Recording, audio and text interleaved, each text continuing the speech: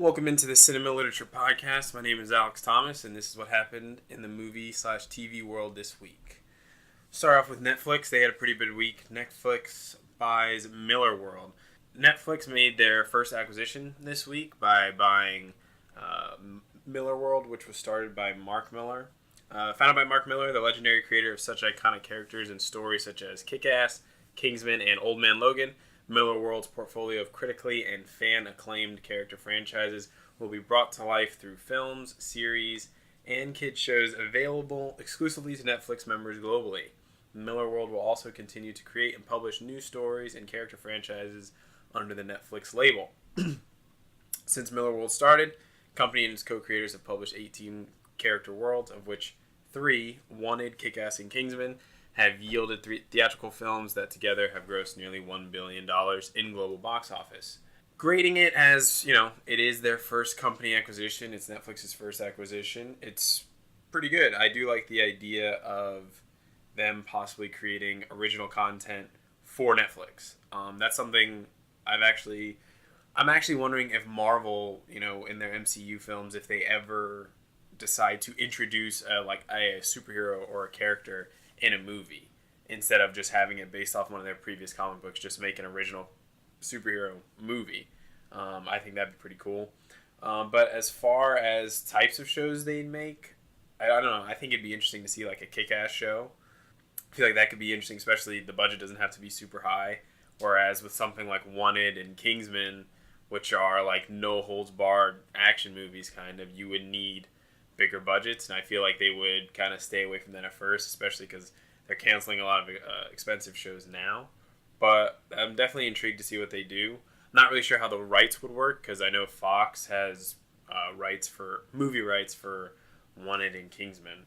But moving on, Coen Brothers' Western anthology, The Ballad of Buster Scruggs, heads to Netflix. Streaming service sent out a press release announcing they've got the worldwide distribution rights to the upcoming anthology, which will feature, quote, 6 tales about the American frontier told through the unique and incomparable voice of Joel and Ethan Coen. As far as this show goes, I'm kind of interested. It could be good. It's kind of undetermined whether or not the anthology is like 6 different hour-long shows or if it's like 6 different kind of mini movies in a way.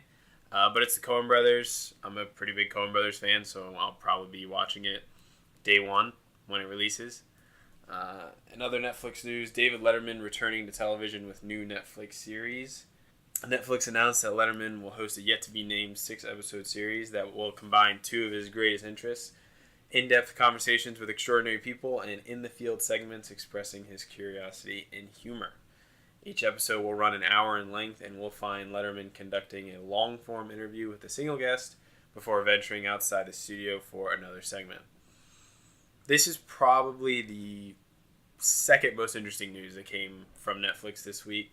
When David Letterman retired, I probably, along with a lot of other people, thought that was the last we were going to see of David Letterman, which was, you had 33 years of stuff he did.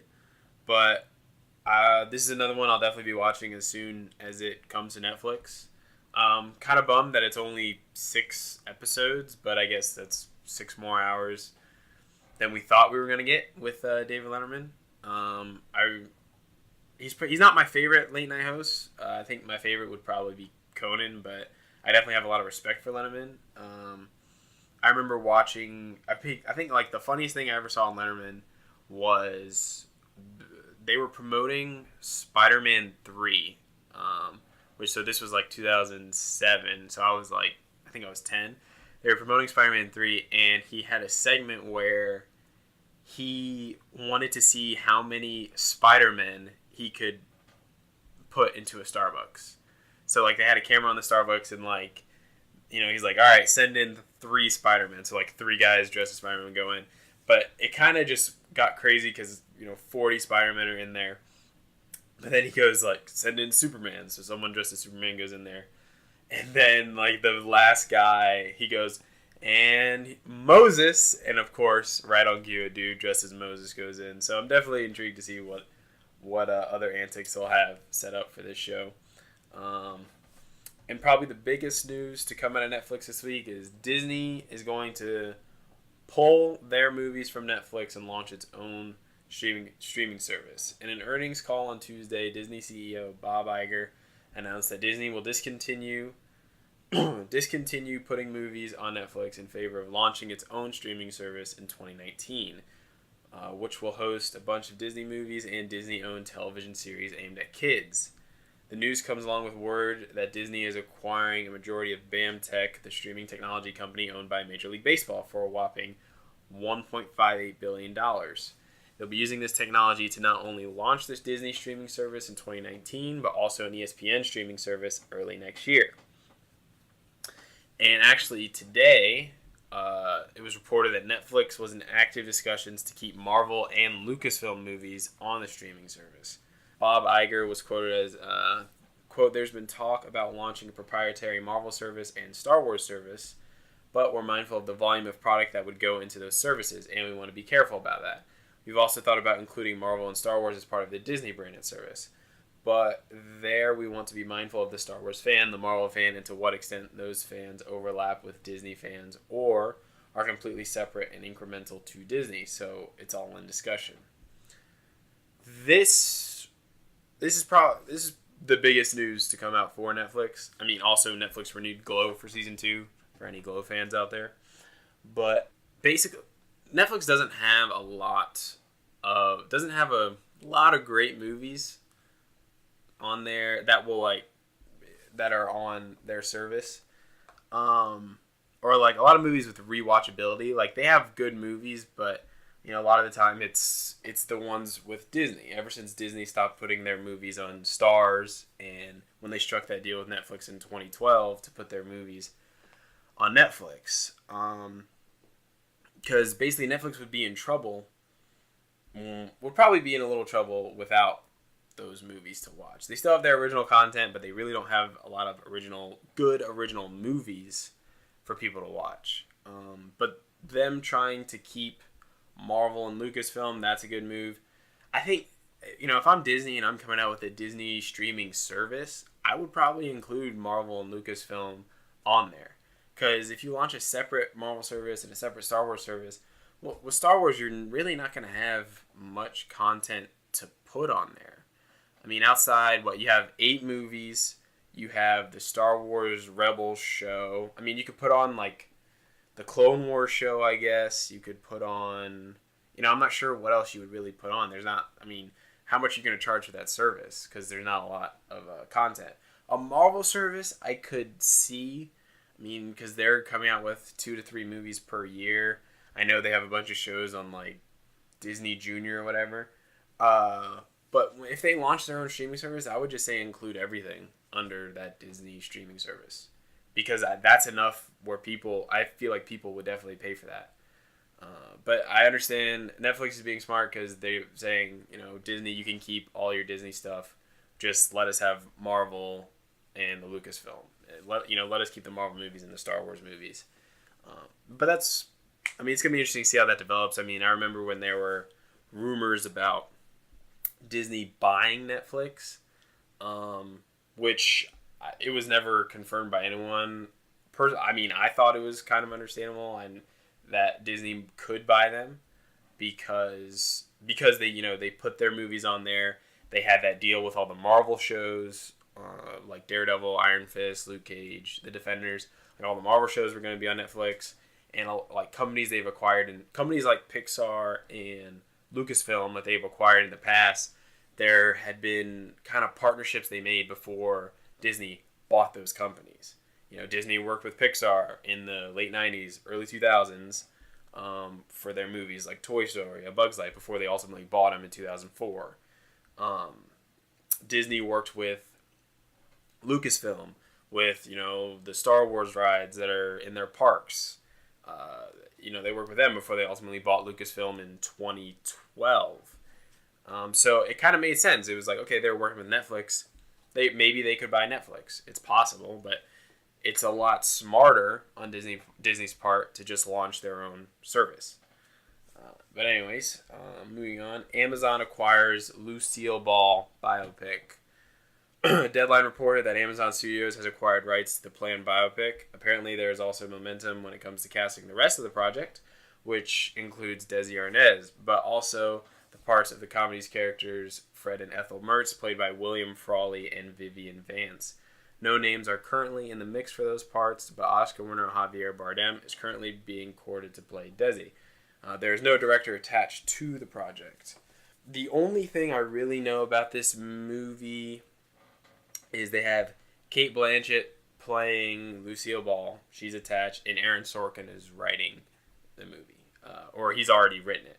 And supposedly it won't just cover their romance, won't just cover like I Love Lucy. It'll also talk about their production company, Desilu Productions, and the shows that they produced, which included The Untouchables and Star Trek as well. Not really much to say here. I'm definitely interested because Amazon is probably going to market it. It's probably going to be released in Oscar season. Cate Blanchett, they're probably going to want her to be nominated for Best Actress or something like that. And Sorkin will probably be nominated for a Screenplay Award. No director attached. I think that's something definitely to look out for, just to see who they try and get to direct it. I mean, nothing really comes to mind for this type of movie, but I'm pretty sure they're going to look for a lot of big names to direct it. I mean, it's probably already attracted a lot of directors because, you know, you sign on, you're going to have Cate Blanchett and you're going to be directing an Aaron Sorkin script. That's pretty attractive for just about any director. In other news, Cowboy Ninja Viking set for 2019 release date with Chris Pratt in the title role. Cowboy Ninja Viking is slated to hit theaters June 28th, 2019. Chris Pratt is still attached to the movie, but Oscar-nominated producer Michael DeLuca, who has produced Captain Phillips, Moneyball, and The Social Network, has joined as well. Again, no director is currently attached. The comics of Cowboy Ninja Viking revolve around a group of patients diagnosed with multiple personality disorder who are recruited into a counterintelligence unit. Designated as triplets owing to the three personalities trapped within their minds, these expertly trained and highly skilled agents turn into mercenary assassins once the program crumbles. Duncan, the title character and Pratt's role, tracks down these rogue agents. This sounds extremely ridiculous, but I think, you know, you have a guy like Chris Pratt who has very good comedic timing. I feel like if they do not take this movie seriously and just let it go balls to the wall crazy, it could be pretty entertaining. But I'm not sure what else is coming out June 28th, 2019, but that's the heart of the summer blockbuster season. So, I mean, I know the Spider-Man Homecoming sequel is going to be coming out like the week after that. I mean, I don't think that's a smart release date if Spider-Man is coming out the week after that, because you're going to have a big drop-off in box office, if that's the case, for Cowboy Ninja Viking. But Chris Pratt is a leading man, but I don't know if it's one of these things where you can sell a movie because of Chris Pratt. You know what I mean? Because the blockbusters that he's been in, he was in Guardians of the Galaxy, which people didn't expect it to do as well as it did. He was very good in it, but the big marketing for that movie was, hey, you know those Avengers movies? This is connected to that. It was marketed as a Marvel movie. Jurassic World, you know, which made $1.68 billion or whatever it made. Again, Chris Pratt was good in the movie, but people were going to see that movie because it was a Jurassic Park movie. Because, you know, the park was finally open in Jurassic World. That's why people went to go see that.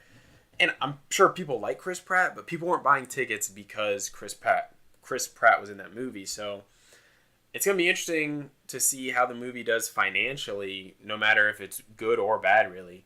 How it does financially, because it's kind of going to be on Chris Pratt's shoulders. I don't think a ton of people have read that comic book. You know, you're not going to make $100 million that weekend because, oh my God, all these people read this comic book, Cowboy Ninja Viking.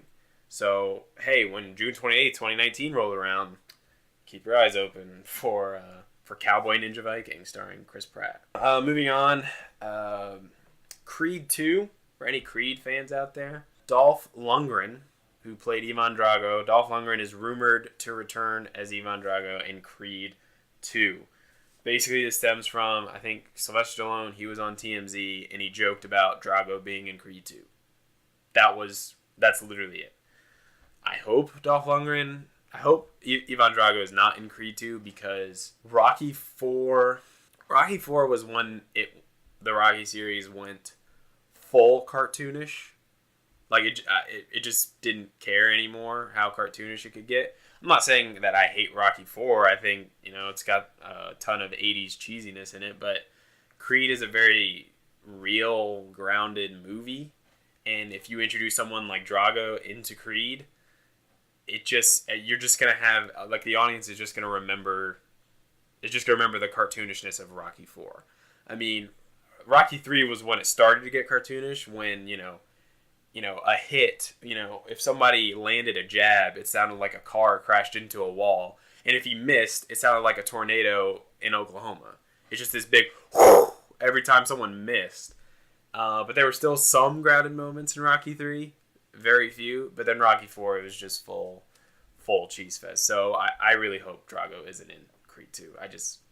Please no. The Bumblebee Transformers spinoff, because that's happening for some reason. They released their first production photo of Hailee Steinfeld, basically in front of her trailer, dressed in 80s clothes. It's a generic picture. The one shred of hope I have about the Bumblebee movie, because basically, I like the first Transformers. The first Transformers was alright. It wasn't amazing. But I saw 2 and 3. I hated them. I didn't see 4 and 5 because I didn't want to waste any money watching those, and I didn't want to waste 2.5 hours of my life watching those. I know this last one hasn't even done that well financially. It hasn't done gangbusters in China like everyone thought it was going to. I think it had a budget of $250 million. It's only made $561 when 3 and 4 both made over $1 billion. So they might be slowing down the Transformers franchise. I certainly hope so. But the one shred of hope I have for the Bumblebee movie is it's directed by Travis Knight of Laika Studios, the guys who did Coraline and Kubo and the Two Strings. I actually saw Kubo and the Two Strings earlier this year, and it's very good. Highly recommend that. He's a talented director, and this would be his first live action movie.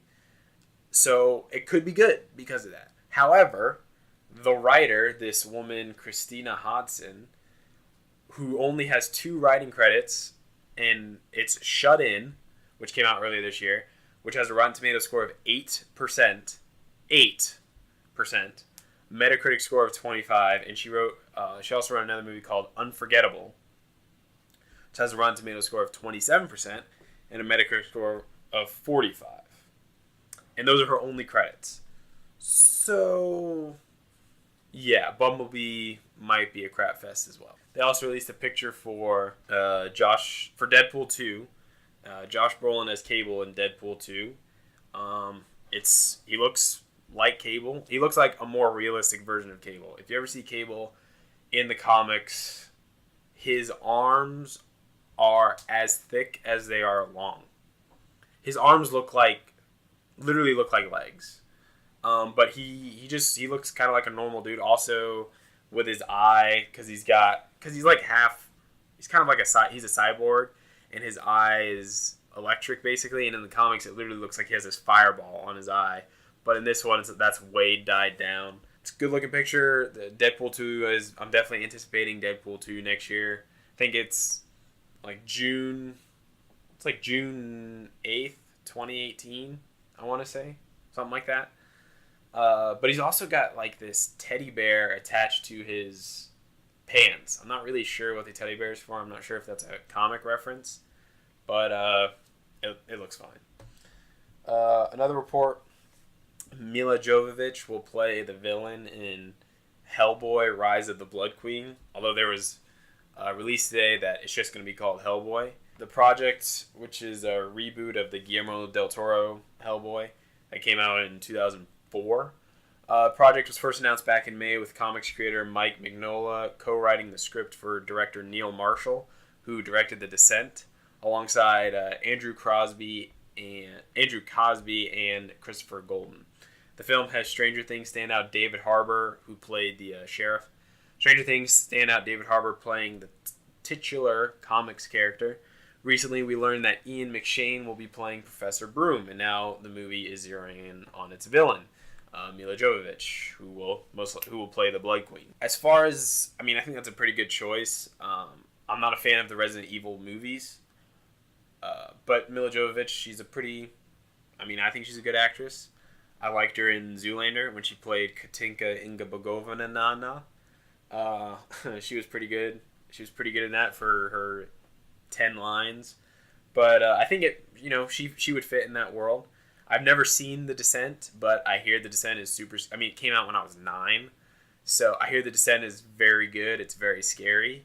So Neil Marshall, if that's what they're going for, if they're going for a more horror-focused Hellboy, it'll be good. I definitely like the fact that we're getting another Hellboy movie, because Guillermo del Toro wanted to do Hellboy 3, but he basically said he needed $150 million to do Hellboy 3. And if you look at the financial performance of Hellboy and Hellboy Golden Army, which is the second one that came out in 2008, there's no way he was getting 100 million, let alone 150 million for that movie. And supposedly this is going to be a more grounded movie. I think the budget is only going to be like $50 million for this movie.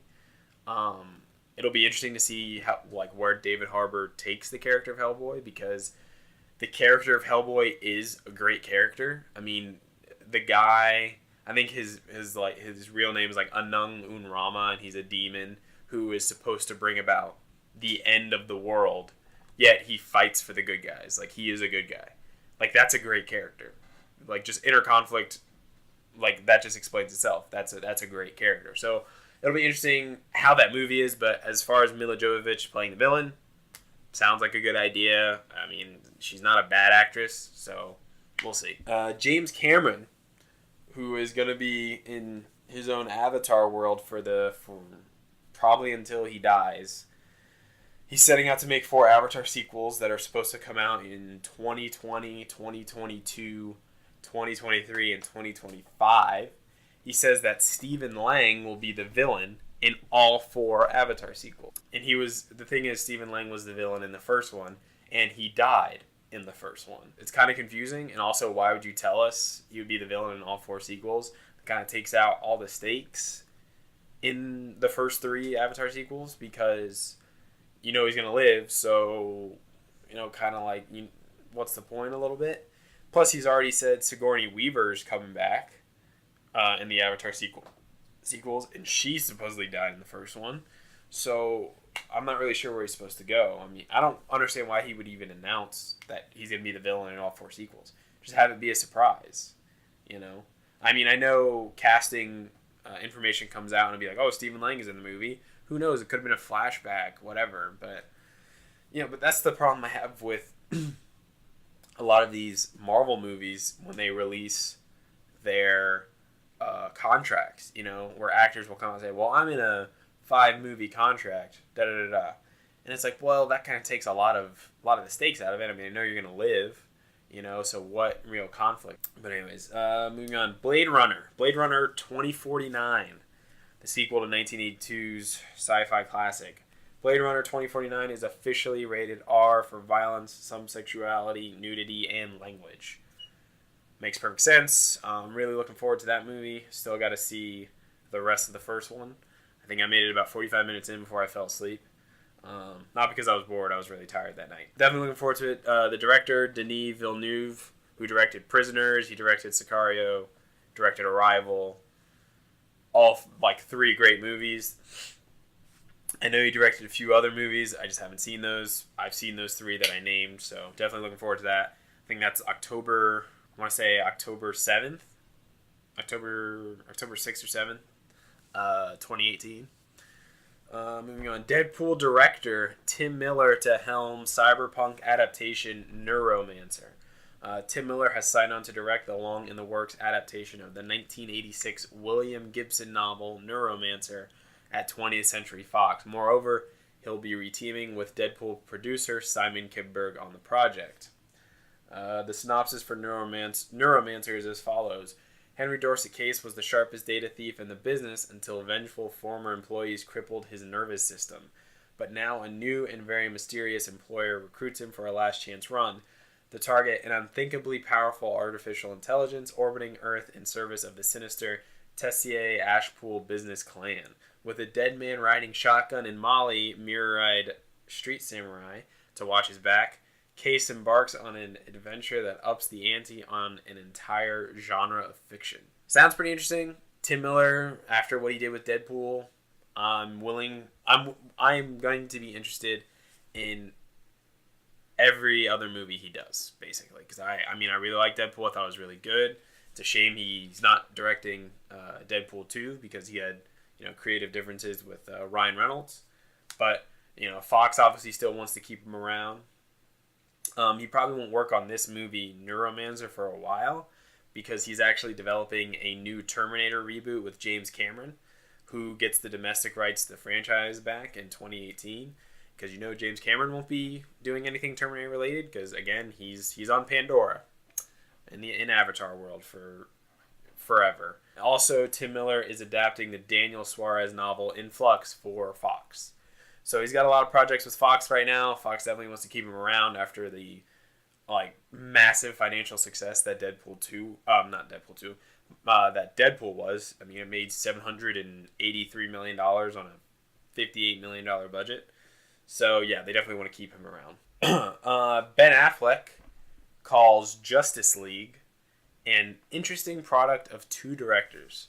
So if you didn't hear, basically, the Justice League movie that's coming out this November, Zack Snyder, the director, had left the project because his daughter committed suicide, and he dealt with family issues, and Warner Brothers brought on Joss Whedon, who directed the Avengers, brought on Joss Whedon to cover reshoots for the movie. So Ben Affleck describes the film as an interesting product of two directors, both with kind of unique visions, both with really strong takes. I've never had that experience before making a movie. I have to say I really love working with Zach, and I really love the stuff we've done with Joss. He also said, this is a really nice time to work in DC. They're hitting their stride. They're getting it right. It's starting to feel like it's really working. The only thing I kind of take, a couple things I take from his quotes are, it's an interesting product of two directors. My biggest fear with that is it's going to feel like two different movies in one movie. That's my biggest fear. Because then it's going to be really disjointed and everything.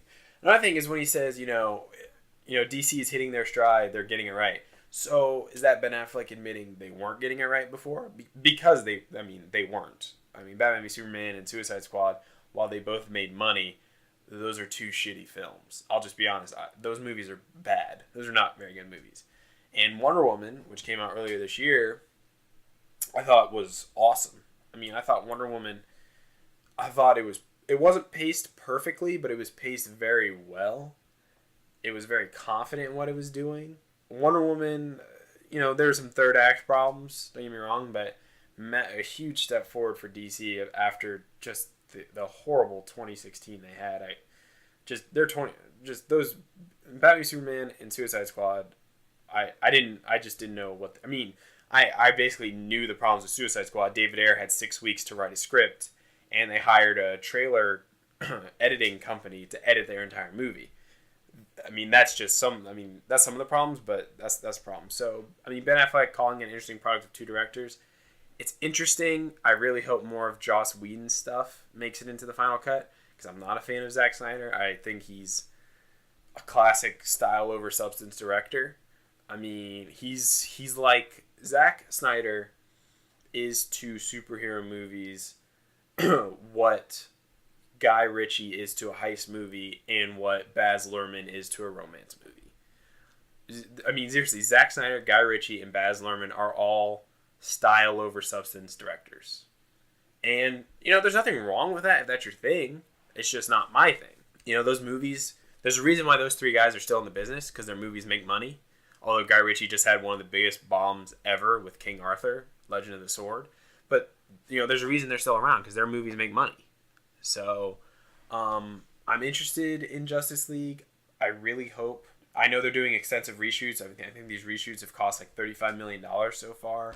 I really hope it's more Joss Whedon's movie than it is Zack Snyder's movie.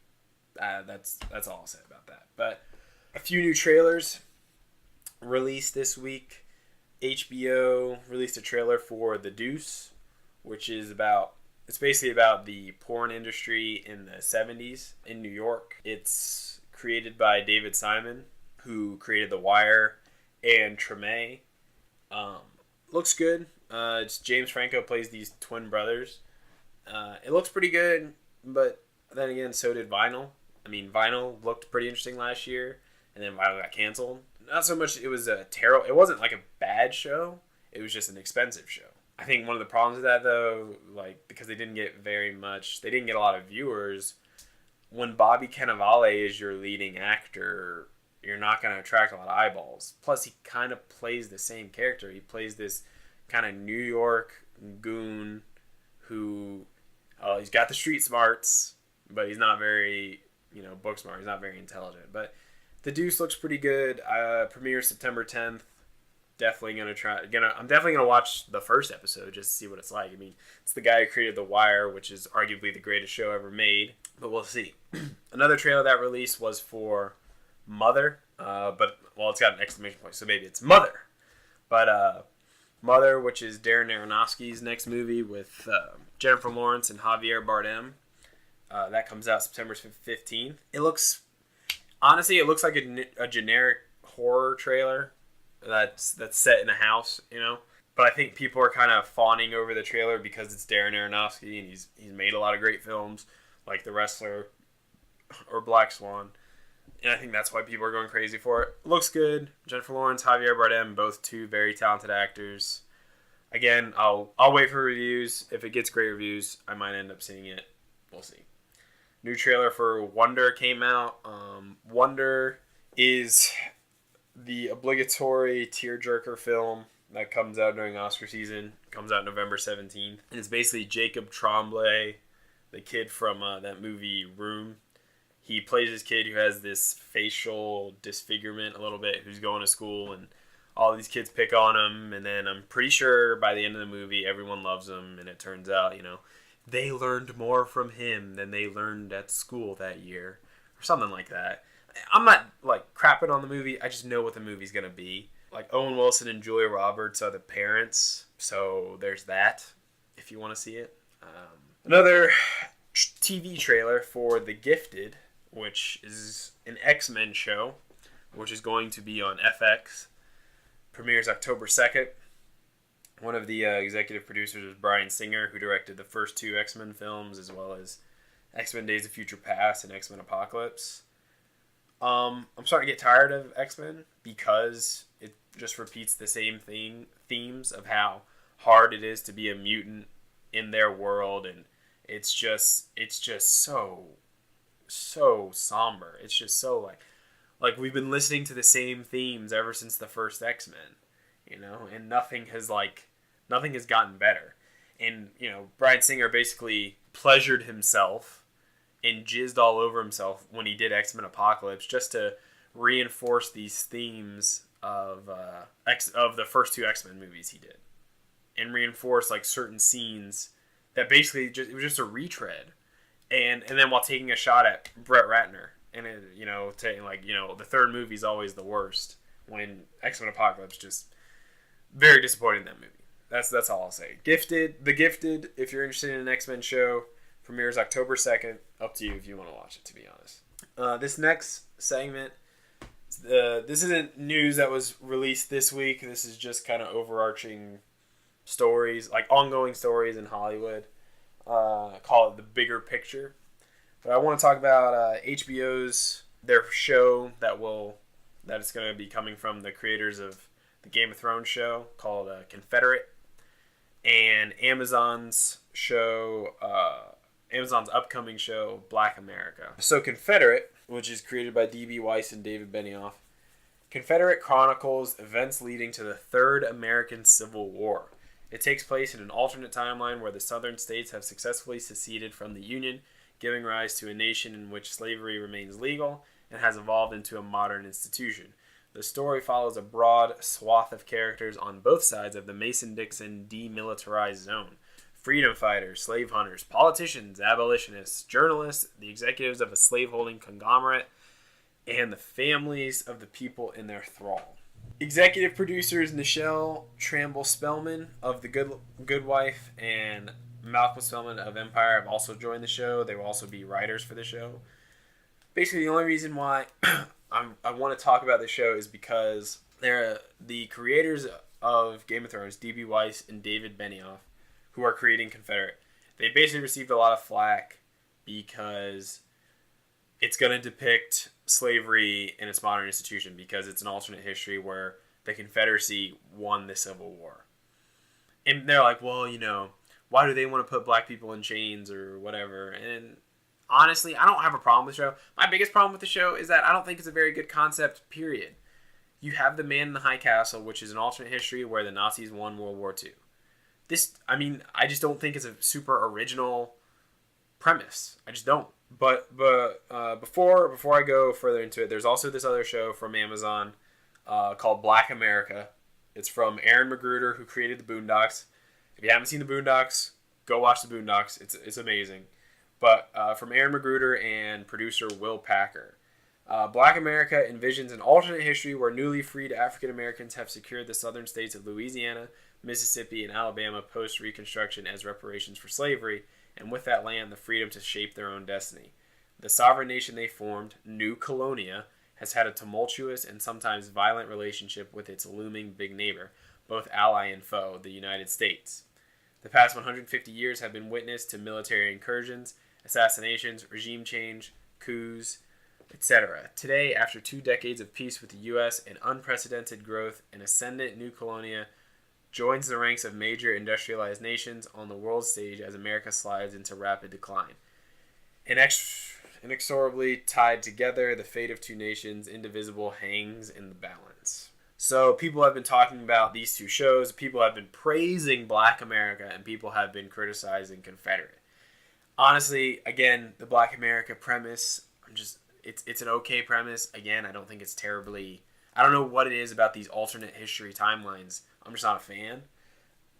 While having said that, I am more inclined to Black America because a guy like Aaron McGruder, I think, is more creative. He's a more creative mind. While D.B. Weiss and David Benioff, Game of Thrones is really good, but honestly, I think they are riding off of George R.R. Martin's coattails with Game of Thrones. I really think they are. I'm not saying they aren't talented. I just don't think they're that talented. I just don't think they are two of the best writers working today. But there are people who are criticizing Confederate, but they're kind of relieved by Confederate because Nichelle Tramble-Spellman and Malcolm Spellman are two of the writers, and because they're black, they're kind of relieved that they're executive producers. And it's like, them being black doesn't automatically mean that show is going to be great. Okay? It's about whether or not you understand certain social problems that are in existence today. Being white or black doesn't really have much to do with that. But another thing about Confederate, they're looking at this from a modern perspective. What if they're able to mirror social injustice that happen today? They can actually provide a commentary on it. They could actually break some ground. I mean, they could. Black America, they could do the same thing with Black America. But again, I'm more inclined to that because it's Aaron McGruder, and I'm a pretty big Aaron McGruder fan because of the Boondocks. But that's my big thing is people are already downing Confederate and already praising Black America when these shows probably don't air for another 2 years. But anyways, that's my piece on it. Take for it what you will. Another piece I want to talk about was the Disney family. And what I mean by that is Disney likes to keep directors they like to keep creative minds in the fold working with Disney all the time. And a lot of studios do this, but I think it's interesting how Disney does it. And so after Iron Man 2, which was directed by Jon Favreau kind of left, And then he did Cowboys and Aliens, which also didn't do well. And Jon Favreau was kind of disenchanted by making kind of big budget movies. And so he did this smaller movie called Chef, which I highly recommend. It's very good. But he did this movie called Chef before Disney ultimately brought him back to do the Jungle Book movie that came out in 2016, which was very good. And now Jon Favreau's doing The Lion King. He's doing the live-action version of The Lion King. Another kind of creative mind they brought in is Donald Glover, who Childish Gambino. He was in Community. He was in Atlanta. Donald Glover is going to be playing Lando Calrissian in the Han Solo, a young Lando Calrissian in the Han Solo movie that's coming out next year. He's going to be in that, and he's also going to be playing Simba in that Jon Favreau directed Lion King movie. And it's just they're kind of just keeping people in. And then Disney also hired Lin-Manuel Miranda, who did Hamilton. They hired Lin-Manuel Miranda to be part of. He wrote songs and he worked on the score for Moana. And he's also going to be in Mary Poppins Returns, which comes out not this December but next December. And supposedly he's going to also work on whenever they do the live action Little Mermaid. He's going to work on that as well. Finally, another example of kind of them wanting to bring in these creative minds at all costs into Disney was, so when Marvel was talking to directors about Black Panther, they were in talks to sign Ava DuVernay, who did Selma. They were in talks to sign her, but she declined because she felt that the movie wouldn't have been an Ava DuVernay movie because of the Marvel formula. But Disney still hired her because she's going to direct A Wrinkle in Time. And she's now the first African-American woman to direct a $100 million movie. So it's just this idea, just Disney really likes to keep their directors, cast members, just these very highly creative minds in the fold. No matter what project, really. I don't really think it matters what project. All that matters is they're good storytellers, and they just want to hire them. Because if you're a good storyteller, you can tell any kind of story well. But a cool thing about like 3 of these names is that there was a Hollywood Reporter video, which I highly recommend. It's on YouTube. It was called like Creativity Roundtable or something. And Jon Favreau, Donald Glover, and Lin-Manuel Miranda were part of it. The other 2 were Issa Rae, who does that show Insecure, and Damien Chazelle, director of Whiplash and La La Land. And they're talking about like just creativity, period. Just like what kind of inspired them to do whatever they were doing. All right, and one of our last segments is, I like to call it Spotlight. I'm basically going to talk about just 2 movies that I've seen in the past that I recommend you go watch because I kind of think they're pretty good movies. The first one is Haywire. Haywire is a spy thriller film that came out in 2011, directed by Steven Soderbergh, who actually has a movie coming out next week called Logan Lucky. It's like a $20 million movie starring MMA fighter Gina Carano, and she's okay in the movie, but basically her supporting cast, it's like Ewan McGregor, Michael Fassbender, Michael Douglas, Antonio Banderas, Bill Paxton, Channing Tatum, like they're all in this movie. But I think it's a very good movie because it's probably one of the most realistic spy movies I've seen. Basically, this woman who is part of this covert operations, like private military contracting company, who gets hired by the government for like plausible deniability. She is basically finds herself set up at a certain point, and she basically has to take down the people who set her up. But it's very well directed. I mean, it's Steven Soderbergh, but I highly recommend it because it's smooth. It's only 90 minutes. It's not long at all. It's really smooth. It's got pretty good fight choreography. Obviously, Gina Carano can fight. She's an MMA fighter. But just highly recommend that movie. I don't know where you can find it, but if you can, go watch Haywire. The second movie I want to recommend is Cellular. Now, Cellular came out in 2004. I saw it like in 2005. And I remember we rented it from Blockbuster. And that was a long time ago because Blockbuster's still around. But Cellular is a movie with Captain America himself, Chris Evans, when he was like 23 probably. And it's not a great film, I'll be honest. It's kind of a guilty pleasure. But basically this woman who's played by Kim Basinger, this woman is kidnapped and she pieces together this phone in this attic and she ends up randomly calling Chris Evans' character. and Chris Evans has to go rescue her. Like, they don't know each other, but Chris Evans just feels this duty to go rescue her. And, like, he tries to talk to the cops, but they're kind of not buying it. But it's like, it's a movie that could probably never be made today because, like, all these phones, it's all these, like, really old phones that are just losing reception everywhere. And I don't know, it's a good movie. Jason Statham is in it. He plays an American cop. It's not a very good American accent. But Jason Statham is in it. William H. Macy plays Frank Gallagher on Shameless. He's in it. There are some good moments, but one of my favorite parts of this movie, and almost most confusing parts of this movie, is that it has genuine comedic beats, but it still tries to play it off as like a drama.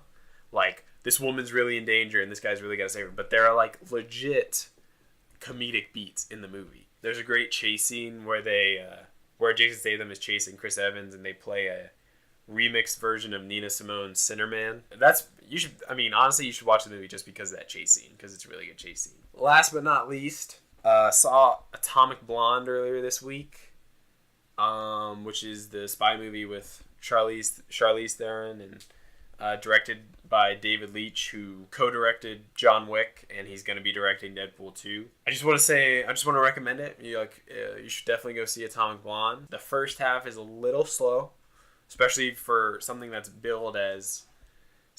advertised as like this no holds barred, just nonstop action. The first half is slow, but it really, really, really picks up in the second half. I mean, the second half makes up for the first half. I'd probably give it 6.5 or 7 out of 10, maybe depending on the day. 6.5 or 7 out of 10, but it's solid. It's pretty good. You basically see like 3 of the action. There are like 5 action set pieces in the movie. You pretty much see 3 of them in the trailers, but the other 2 make up for it. Like, even though you've seen those 3, it's like you still haven't seen nothing. You still haven't seen anything without those other 2 action set pieces. Like, that's how good they are. Not shocking, Charlize Theron is really good in the movie. James McAvoy, really good in the movie.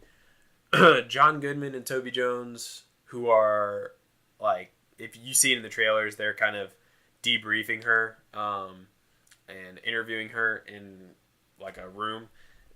They're just kind of there for exposition, which is kind of sad because those are both very talented actors, but they're literally just used for exposition.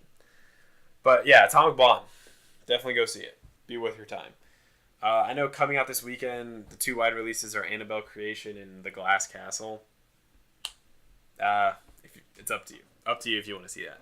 I think that's it for this first podcast that I've done. If you have any questions, you can tweet at CinemaLit. And at CinemaLit, that's spelled CINEMALIT. Or you can email CinemaLit52814 at gmail.com. CinemaLit, CINEMALIT 52814 at gmail.com. Peace.